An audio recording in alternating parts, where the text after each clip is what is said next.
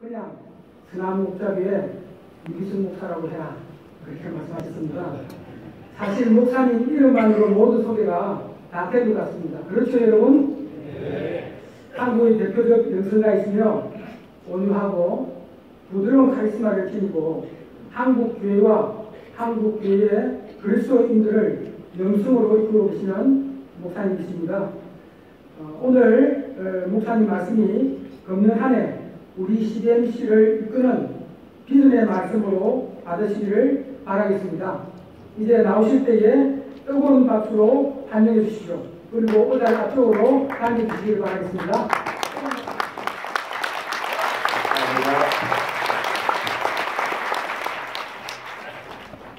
새해 우리 CDMC 회원 모두에게 그리고 한국교회 또 우리나라에 하나님의 은혜가 넘치기를 그리고 복음이 영화롭게 되고 하나님의 이름이 높임을 받으시게 되기를 축복합니다. 제가 몇 해 전에 서울대학 개강예배 설교를 갔다가 교수님 한 분과 만나서 참 마음 아픈 이야기를 들었습니다. 그 교수님이 서울대학 신입생 중에 얼마나 기독교인이 많은가 항상 그게 궁금해서 첫 수업 시간에 학생들에게 꼭 묻는답니다. 여러분 중에 예수 믿는 사람 한번 손 들어보라. 그러면 몇 년 전부터 뚜렷이 나타나는 현상이 이렇게 들든지 이렇게 들든지 손을 든 것도 아니고 안 든 것도 아닌 너무너무 안타까운 현상을 본다는 거예요. 그래서 너무 답답해서 도대체 누가 손을 들었는지 안 들었는지 모르겠기에 예수 안 믿는 사람 한번 손 들어보라 그러면 다 이렇게 됐다는 거예요. 그게 너무 안타깝다는 겁니다. 서울대학에 입학을 했다는 게 얼마나 그들에게는 자랑스럽겠습니까? 어디 가서 은근히 그거 다 드러내고 싶지 않겠어요? 근데 예수 믿는다는 것에 대해서는 부끄럽게 생각하는 현상. 지금 한국 교회에 또 우리 한국 사회에 복음이 조롱받고 있는 현상. 기독교인이 되었다는 것에 대한 자부심을 잃어버린 이 현상이 참 안타깝습니다. 왜 이렇게 됐을까요? 복음이 정말 그 정도밖에 안 되는 걸까요? 저는 오늘 우리 여기 CDMC 회원들과 아마 더 치열한 현장에 계신 여러분들과 그 문제를 다시 나누고 싶습니다. 예수님께서 정말 우리 안에 오셨음을 우리가 분명하게 눈이 뜨여야 합니다. 그냥 믿는다고 생각하는 것에 만족하면 안 됩니다. 제가 전에 목회하던 교회에 남성교회 회원들이 해마다 하는 헌신 예배를 계획을 하고 저에게 일정과 그걸 컨펌하러 오셨어요. 그래서 제가 그 남성교회 임원들에게 말씀드렸습니다. 헌신 예배라고 이름을 붙였다는 건 대단한 예배가 아니겠습니까? 그러면 무엇을 도대체 헌신하셨습니까? 그랬더니 실제로 가져온 내용을 보면은 예배 사회를 누가 하냐, 기도를 누가 하냐, 뭐 홍도 특송은 어떻게 하냐, 설교는 저보고 하라 그러고, 그리고 홍도는 다 모아서 당신들이 쓰시겠다는 거예요. 아니 헌신 예배라고 그러면 당신들의 모든 것을 다 내놓는 헌신이 있어야 헌신 예배지. 이렇게 어떻게 헌신 예배를 할 수 있느냐. 제가 우리 남성교회 회원들의 모든 것을 다 하나님께 바치라고까지는 안 하겠지만 그래도 적어도 하나님 앞에 큰 결단을 할 수 있어야 되지 않겠습니까? 그랬더니 대장되시는 장로님이 목사님 어떤 정도의 결단이 있으면 되겠습니까? 그러시더라고요. 그래서 제가 이제부터 사업을 하든 가정에서든 교회에서든 밖에 사회 활동을 하든 철저히 하나님의 말씀대로만 하겠습니다. 적어도 그 정도쯤은 결단을 해야 하지 않겠습니까? 그리고 회원들이 사인을 다 받아오시면 제가 그걸 근거로 헌신 예배라고 인정을 해드리겠습니다. 그랬더니 알겠다고 가셨어요. 그리고 그 다음 주에 오셨습니다. 회원들과 만나서 그 이야기를 했는데 헌신 예배를 안 하기로 결정을 했다는 거예요. 사인을 하라고 그러니까 너도 나도 다 자신이 없어 하더라는 거예요. 결국은 헌신 예배하지 말자고. 너무 마음이 안타깝더라고요. 이것이 지금 현재 우리가 예수님을 믿는다고 하는 것의 수준입니다. 여러분, 예수님을 믿는데 사업이 왜 잘 안 되나?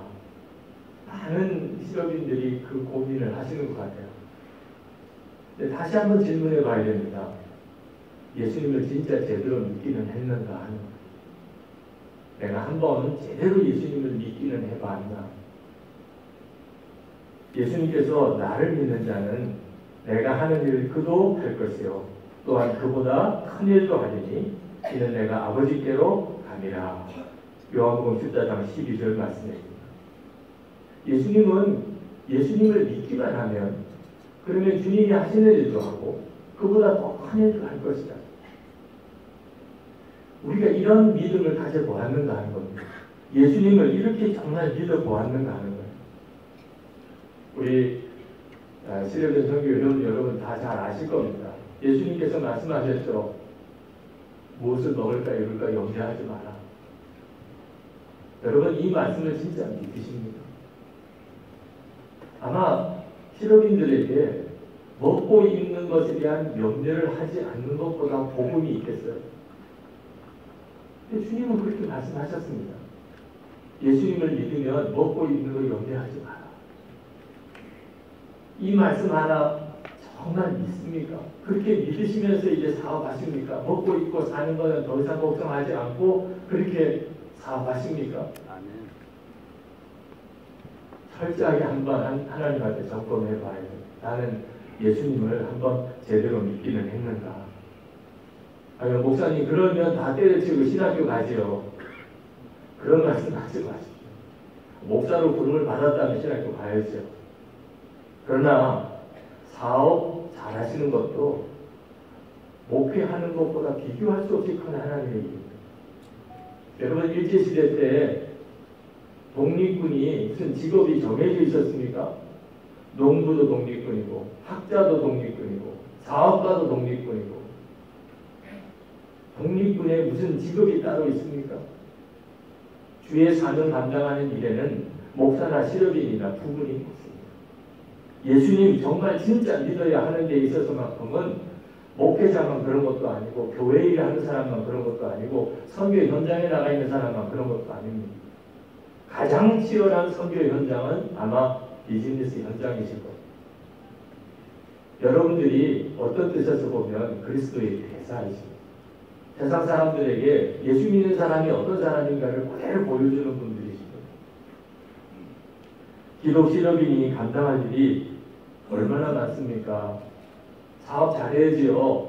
예수 믿는다고 소문났으니 예수 믿는 사람 사업이 저렇게 안 된다. 이런 말 들으면 얼마나 하나님께 영광 가리는 일입니까? 헌금도 많이 해야죠. 아마 주변에서 그런 걸 늘 의식하실 겁니다. 그래도 기독 실업인인데 교회 일이나 무슨 선교에 헌금이라도 좀 많이 해야 되지 않겠나. 이런 부담감, 그런 눈치를 아마 받으실 거예요. 여러분들이 해야 될 일도 많을 거예요. 교회 봉사도 그렇고 또 이 CDMC 활동도 그렇고 아마 이런저런 책임을 맡고 있는 일도 많을 겁니다. 전도도 해야 되고 선교도 해야 되고. 근데 여러분 스스로가 이 많은 일들을 감당해 나가려고 할 때 명심하셔야 합니다. 하나님께서 여러분들에게 정말 원하시는 것이 무엇일까요? 헌금 사업도 잘해서 헌금 많이 하고 이런저런 봉사 많이 하고 전도 열심히 하고 선교 많이 하는 것이겠습니까? 진짜 초점을 놓치시면 안 됩니다.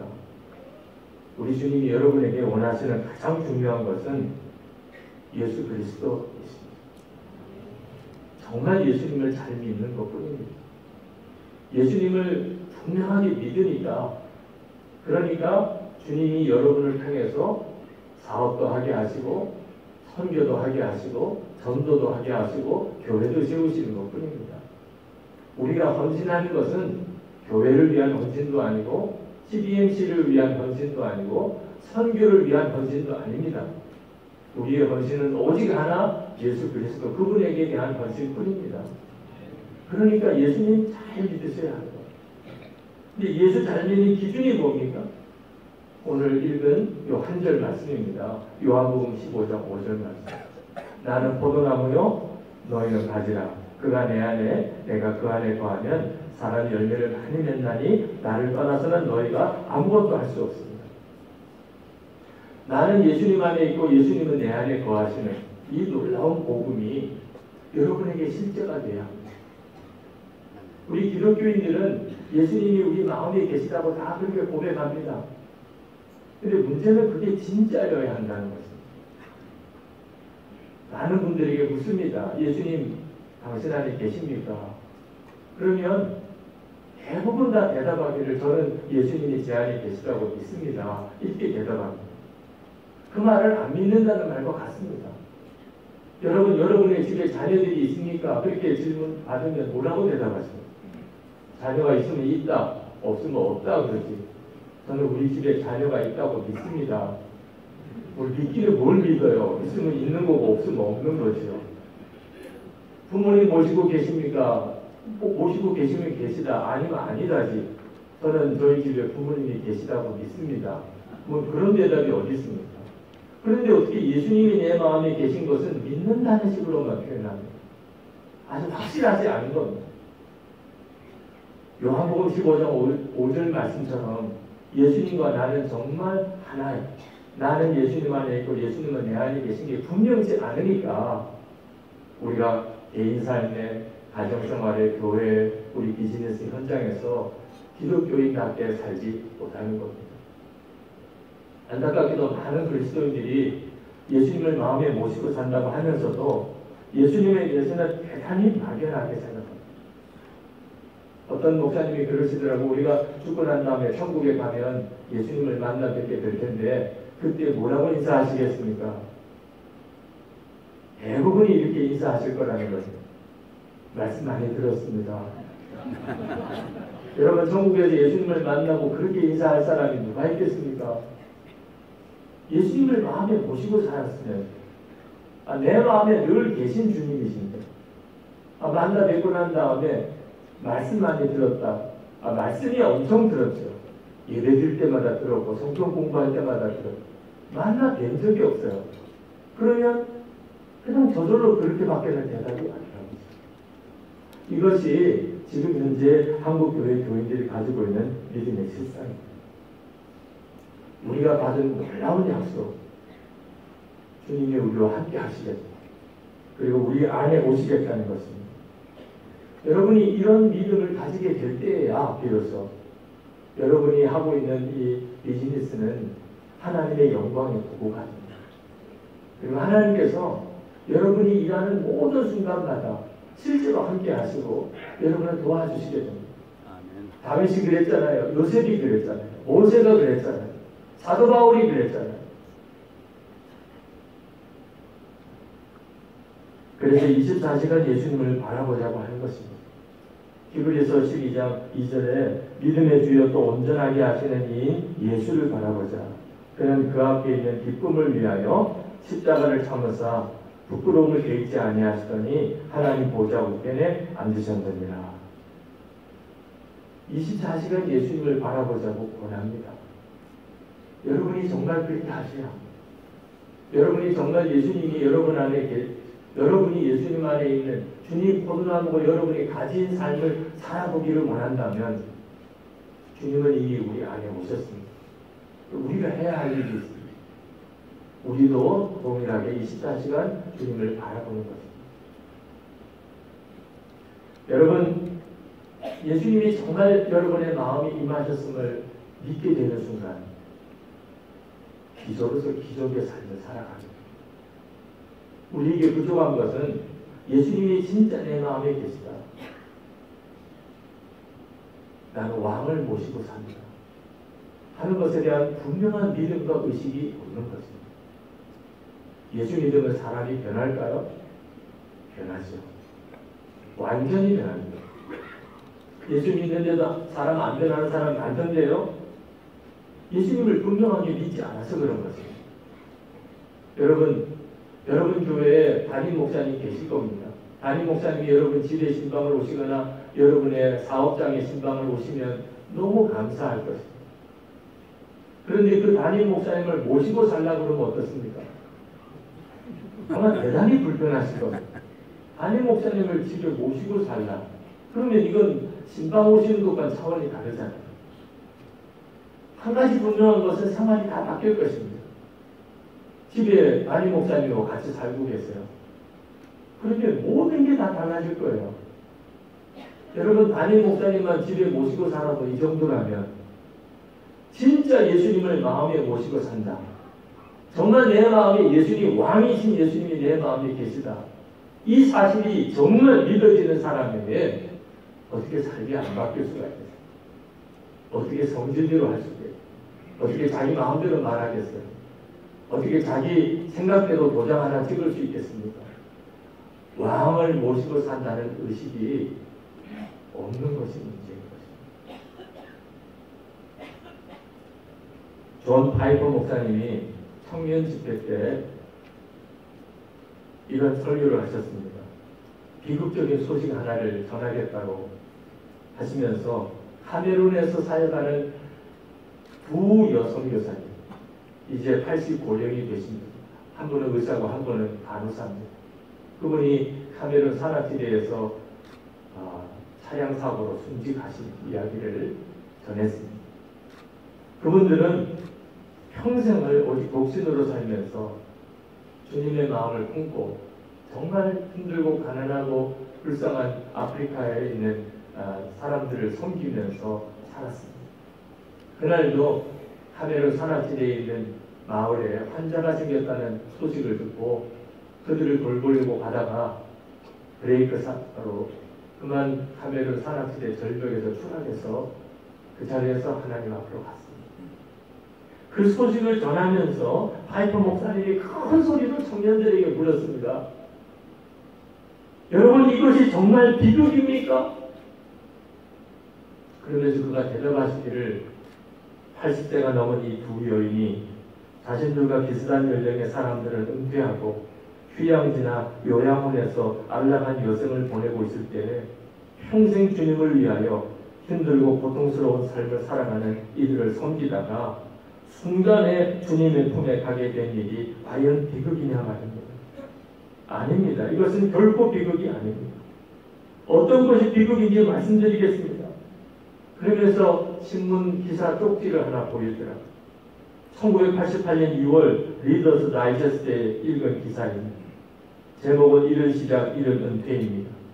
미국 북동부 지역에서 사는 바브과 페니 부부는 5년 일찍 조기 은퇴를 했습니다. 바브는 59세이고 페니는 51세입니다. 그들은 따뜻한 플로리다에 내려가 거기서 집을 샀습니다. 그리고 보트도 샀습니다. 소프트볼을 하고 지냅니다. 그리고 희귀한 조개 껍질을 취미로 모으고 있습니다. 그러면서 청년들을 보면서 다시 진지하게 물어요. 여러분, 이것이야말로 비극입니다. 안타깝게도 수많은 사람들이 이러한 비극적인 삶을 동경하고 있습니다. 온갖 매스컴들이 이러한 삶을 행복이라고 부추기고 있습니다. 여러분, 이러한 삶을 동경하지 마시기 바랍니다. 이 비극적인 삶을 쫓아가지 마시기 바랍니다. 좋은 집, 좋은 차, 좋은 가족, 좋은 직장, 즐거운 은퇴, 조개 껍질 모으기가 전능하신 창조자 하나님 앞에 서기 전에 당신의 모습이 아니기를 바랍니다. 창조자 하나님 앞에서 이것 보세요. 제 집 보세요. 제 차를 보세요. 제 몸을 좀 보세요. 제가 모은 이 조개 껍질을 좀 보십시오. 라고 말할 수 있는 사람이 누가 있겠습니까? 이것이야말로 비극입니다. 여러분, 삶을 낭비하지 마시기 바랍니다. 기독 실업인이신 여러분, 여러분의 꿈은 무엇입니까? 좋은 집, 좋은 차, 더 큰 회사, 더 많은 수입, 안락한 노후, 편안한 삶, 그렇습니까? 그 정도쯤에 머물러 있습니까? 그러면서도 선교도 좀 하고 교회 건축 공부도 하고 그렇게 하시기를 원하시는 것입니까? 아직도 진짜 주님을 모르시는 것입니다. 주님의 마음을 몰라도 한참 모르는 거죠. 제가 아는 장로님 한 분이 내가 사업을 더 이상 이렇게 하면 안 되겠다고 깨달으셨어요. 그리고 마음이 결심을 했어요. 이제 우리 회사를 하나님께 다 드리겠다. 이제는 하나님의 방법으로만 사업을 하겠다. 그리고 그것을 자기 회사 직원들에게 신년 예배 드릴 때 발표를 했어요. 이제부터 우리 회사의 주인은 하나님이시고, 그리고 이제는 하나님의 방법대로만 비즈니스를 하고 사업을 하겠습니다. 여러분도 그렇게 해주시기 바랍니다. 근데 그 뒤에 재정 담당하는 이사와 영업 담당하는 이사가 사표를 냈어요. 우리는 그렇게 못합니다. 사장님 하는 방법으로는 사업 못합니다. 이 장로님이 충격을 받으셨어요. 자기는 지금까지 자기 회사라고 생각해요.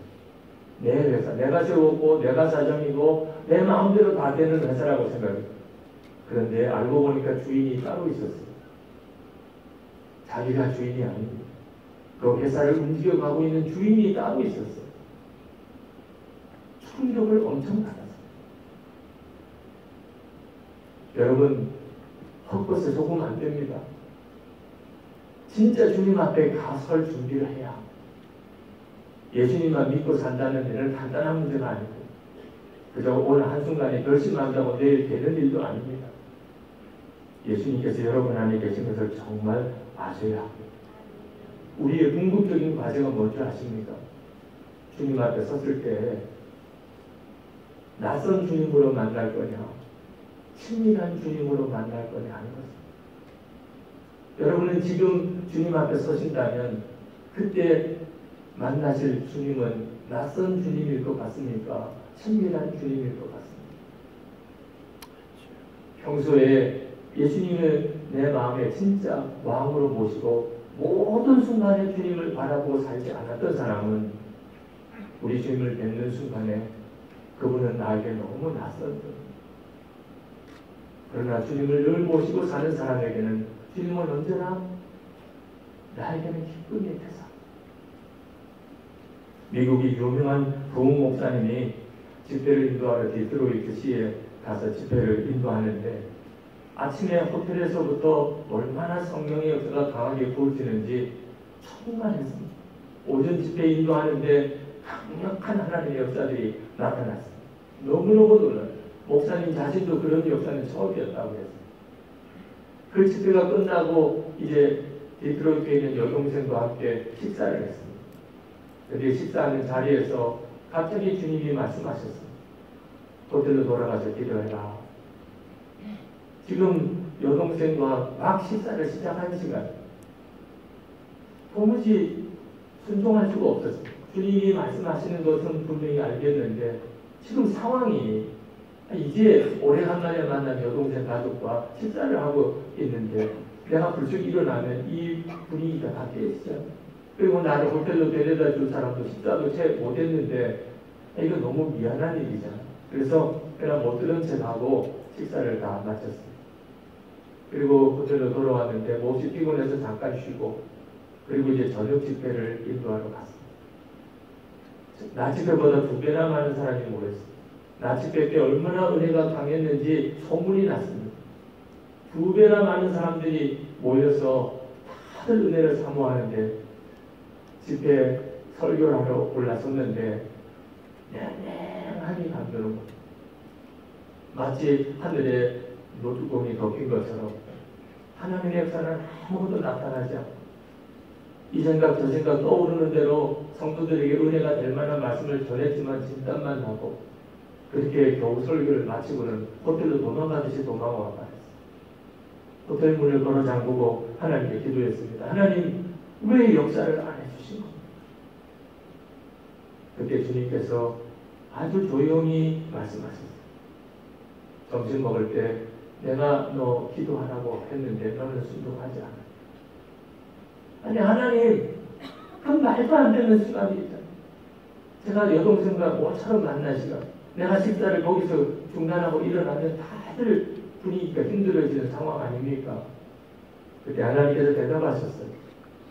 내가 정말 나에게 쓰임 받기를 원하느냐? 내가 너를 통해서 정말 역사하기를 너가 정말 원하느냐? 그렇다면 너는 순종의 대가를 치러야 해.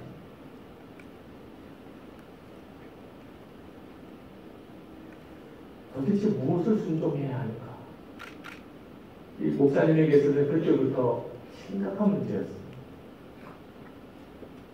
그건 항상 함께 하시는 주님. 내게 있어서 가장 중요한 분은 예수입니다. 그분이 지시하시면 어떤 대가를 지불해서라도 순종합니다. 여러분, 이 훈련이 돼야 합니다. 실패도 있으실 거예요. 주님께 순종하는 것이 처음부터 잘 되는 사람은 없습니다. 그러나 이 믿음의 훈련을 절대로 작게 여기면 안 됩니다. 실패를 두려워하면 안 됩니다. 실패를 통해서 배웠잖아. 사업도 그렇게 배우시지 않았습니까? 주님과 동행하는 일은 더 그렇습니다. 그러나 실패하면 안 되는 순간이 옵니다. 주님의 인도를 받는데 절대 실패하면 안 되는 순간. 주 예수님을 내가 부인하지 않기 위하여 순교를 해야 될 이런 상황이 왔다. 그때는 실패하면 안 되지. 주님께 순종하는 일을 그때는 실패하면 안 돼. 주님 예수님을 진짜 믿고 순종하는 훈련이 되지 않았기 때문에 결정적인 순간에 실패해서 무너지는 시력인들을 많이 봅니다. 사업이 잘 될 때 더욱 주님께 순종하는 훈련을 해야 합니다. 힘들고 어려울 때 낙심하지 말고 주님을 진짜 믿고 그리고 주님께서 하라고 하는 대로만 가는 훈련을 해야 합니다. 실패를 두려워하지 않는 믿음이 있어야 다윗과 같이 서게 됩니다. 새해 주님과 정말 온전히 연합한 이렇게 많은 기독 지도인들이 한국 사회 전체를 변화시킬 수 있게 되기를 축복합니다. 아멘. 기도하겠습니다. 은혜와 사랑이 많으신 하나님, 하나님의 역사입니다.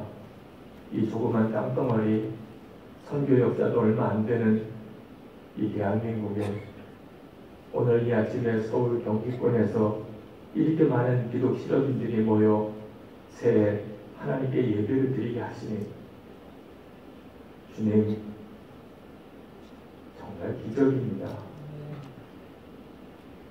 기도원에 300용사만 있어도 연다하셨던 주님, 오늘 이 시간에 사랑하는 주의 종들 위해 주의 손을 일일이 다 얹어주시고 한국 교회를 새롭게 하고 이 나라와 민족을 다시 일으켜내는 일, 그리고 세계 열방의 주의 복음을 전하기 위하여 하나님 여기 있는 모든 일들을 기름 부어 주시기 원합니다.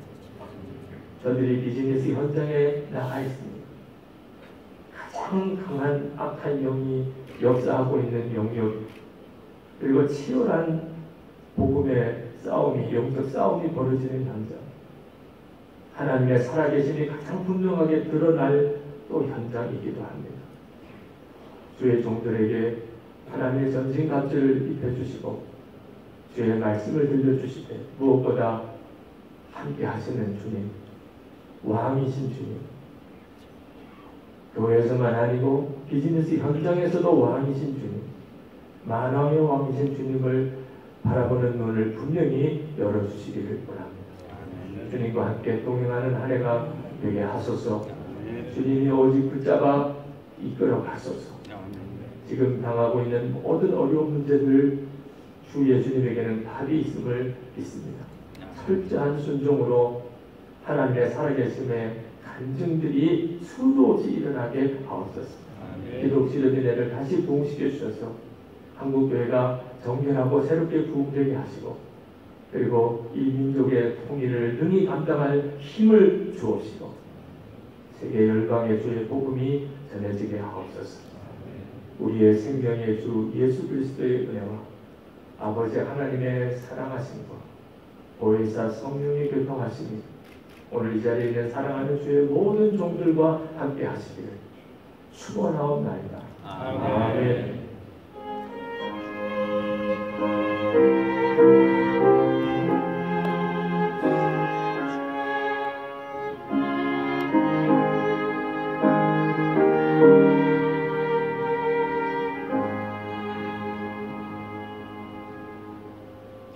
목사님의 귀한 드린 말씀 감사드립니다. 안녕하십니까. 이부 하리의 수술을 맡은 서울 수부연합회 총무 성용덕입니다.